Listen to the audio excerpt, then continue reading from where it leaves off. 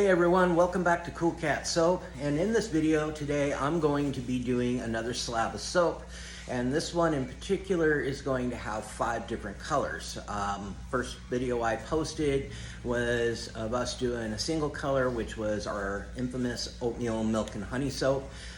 This one in particular is going to be called Perfect Punch, and it's a fruit punch type of fragrance. I'm a little nervous about this one because I've never used this fragrance oil before, so we'll see how this is going to turn out. But I thought I'd bring you guys along the journey. So if it messes up, doesn't work out, well, you guys get to see how that goes. But I think we're going to be all right. All right, let's get to it. All right, guys, welcome back. I'm going to be showing you the colors we're going to be using in this batch of soap. The first one is called Peacock Blue from Mad Micas. We use Mad Micas for all of our color and soap. Fantastic pigments and quality micas. This one is a fluorescent type of orange, very bright, very colorful in soap, works really, really well. This one is a true red blend. Sorry I didn't get in the camera very well, but it's a true red. Love that color. This one's called Tennis Ball Breaker, a fluorescent type of yellow. Fantastic in soap again. And this one's called Pow Pow Purple. Very beautiful purple. Love working with this one in soap. All right, so now I'm going to be adding my oils. I've already got all my oils pre-measured. Again, the oils and the lye water are sitting at about 115 degrees, which is where I like it sitting. This is a blend of organic virgin coconut oil, shea butter, olive pomace oil, sunflower oil, a little bit of soybean oil, and a very little bit of castor oil. I don't use a lot of castor oil in my soap, as that can make or break your soap recipe. I actually use about a 3.5% ratio. It just, it's a natural humectant, and it also helps make a bit of a creamier and bubbly bar. Okay, I just added my fragrance oil. This is a fruit punch scented fragrance oil. Fantastic smelling. I mean, it smells just like Hawaiian Punch. It's just incredible. It's strong, and it's just a burst of fruitiness. And now I'm blending it a bit here. And again, I have never worked with this fragrance oil before, this particular scent. And I can already tell when I was mixing this that there was probably going to be a little bit of acceleration and a little bit of separation. And I did get a little bit of separation. As you can see, it's starting to thicken up a little bit. And when I start pouring this into each of my individual pouring pitchers here, like as you can see here, the first one here came out really good, had a smooth mass, wasn't that big of a deal. Made a bit of a mess. I know I need to get some better pitchers, kind of separate this a little bit, but it's in the works. But this works for now. Now when I start pouring this, you're going to notice that it's becoming a little chunkier, especially when you look at the ridge, the lip of that bowl there. A little bit chunks there. That is a bit of separation, and this typically happens with fruity fragrance oils, but this wasn't too bad. And now this one, you can really see it was starting to chunk up pretty good there. It was splashing and popping everywhere, and so I said, all right, no, I got to set this down, and I got to stir it. I just stir it, just took my immersion blender and just took the tip of it there and just stirred it. And now it's back to a smooth mass. As you can see when I pour this, it's not chunky anymore. And it works out really good. And this is, I already put the mica powder in these pouring spouted type pitchers. It just makes it a lot easier that way. Now I'm adding the red mica powder to this. I'm using about 3 teaspoons in this. I've got about 5.5 pounds of soap still sitting in this bowl, but I didn't want to get it too red, and I also didn't want to add too much red, because then that's kind of a bad thing. It turns the bubbles red when you're showering with it, and yeah, we don't want that. We don't want staining showers or your skin. As I'm mixing it though, you can tell that it's going to be a great red. It really represents fruit punch. Um, and then incorporating all these other colors in it, I think it's going to turn out to be a really, really neat slab of soap here.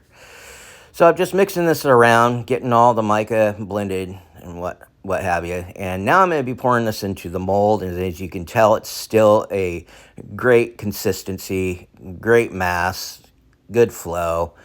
And now what I'm going to be doing here is, as I mentioned in my last video, I typically use a like frosting spatula, silicone spatula, and that's what I'm doing here. I typically use these for colors when I'm doing like colored soap, such as this. These work great. I just want to make sure I can get as much of that batter out of there. There's just no reason to waste it, to be honest. And now I'm going to be taking each one of these pitchers. I'm going to start mixing and blending in the mica powder. And when I started doing this, I could tell that the batter was starting to set up a little bit. And each one of these that I do, you can progressively tell it gets thicker and thicker if you just pay attention to the back there where I'm mixing it. And this is the fluorescent orange. Really just dig this color in soap. It just pops. It just blends well with other colors. And so that's why I chose to use this for this. Again, I have no method to my madness right now. I'm not going to be doing any swirls or wisps or anything of the sort. I'm just letting it pour and sit where it lies right there. I'm just kind of experimenting a little bit to see how this turns out. I think this is really going to turn out to be a really awesome bar of soap. Because as I add more colors into this, it's going to be a color on top of another color and just they'll incorporate themselves however it got poured in there. And now I'm doing the purple here. And on the video here, it's not really doing any justice with how this purple came out per se. It came out really nice. I added just the right amount of mica powder in there. It was kind of a darker pastel type of purple. I think just really a neat shade of purple for this particular soap. So I was pretty happy with how this came out. Now I'm doing the fluorescent yellow, and I'm not sure if you could tell back there, but once I stuck my immersion blender in there, it was really thick. It was starting to set pretty heavily there, and this is when I realized, man, I need to start working fast. So as you can tell, I didn't mix that a whole lot because I need it to be able to flow out of that pitcher nicely, be pliable enough. And just pouring that back and forth in here, and just we'll see what happens. I think this is just going to be really neat. I'm really excited about this. And then the next one I'm going to be doing is the blue. That's the final color. Really dig the blue color in this. You'll see in a little bit. Now watch when I stick that in there. It is really thick. But once I start pulsing that immersion blender, it liquefied pretty good. Again, I'm not mixing it too much in there. I just want to make sure I don't have any chunks in there. And I realized I had to work even faster with this one. And after I pour this in here, this color in here, I'm going to take that spatula, that silicone spatula, and I'm going to kind of blend the colors just up at the top. I'm going to apply a little bit of pressure. You're going to see that here in just a few seconds.